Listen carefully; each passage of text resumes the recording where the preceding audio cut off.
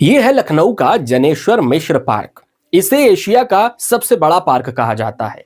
लेकिन अब ये पार्क सवालों में है। जनेश्वर मिश्र पार्क में बना जुरासिक पार्क, जिसे डायनासोर पार्क भी कहा जाता है, इसे बच्चों के मनोरंजन का केंद्र बताया गया था। यहाँ लोग घूमने फिरने जाते हैं, पिकनिक मनाने जाते हैं। लेकिन अब इस जुरासिक पार्क पर गंभीर सवाल उठ रहे हैं।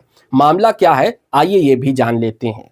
बताया जा रहा है कि जुरासिक पार्क के लिए जो परियोजना बनाई गई थी वो पब्लिक प्राइवेट पार्टनरशिप यानी पीपीपी मॉडल के तहत विकसित की गई थी।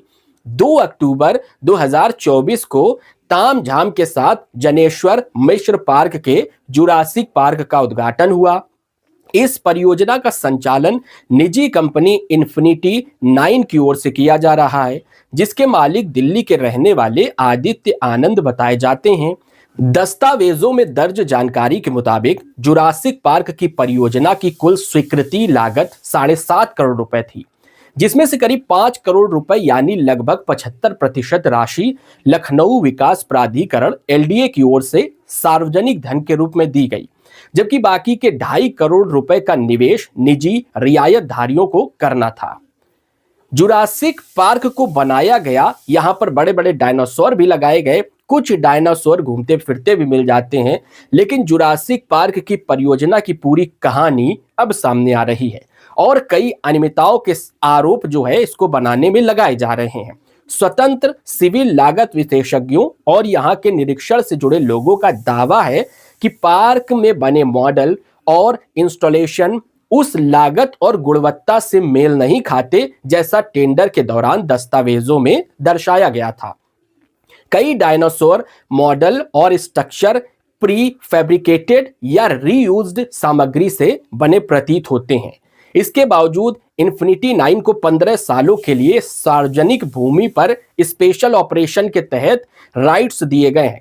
15 साल तक इस पार्क का संचालन निजी कंपनी को दिया गया है। राजस्व साझेदारी मॉडल के तहत टिकट बिक्री का 70% हिस्सा निजी संचालक को मिलेगा।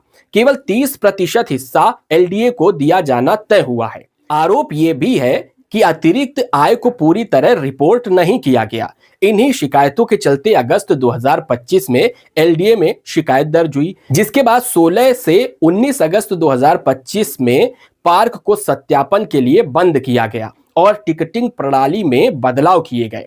एक पूर्व कर्मचारी के अनुसार वास्तविक आगंतुक संख्या और घोषित राजस्व में अंतर हो सकता है।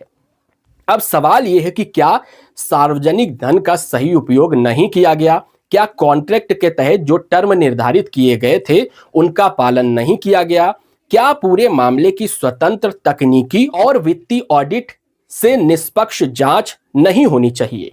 यही सवाल लखनऊ के नागरिक पूछ रहे हैं। लखनऊ विकास प्राधिकरण जन सूचना अधिकारी से जुरासिक पार्क की खामियों को लेकर आरटीआई यानी सूचना के अधिकार के तहत जवाब मांगा गया है।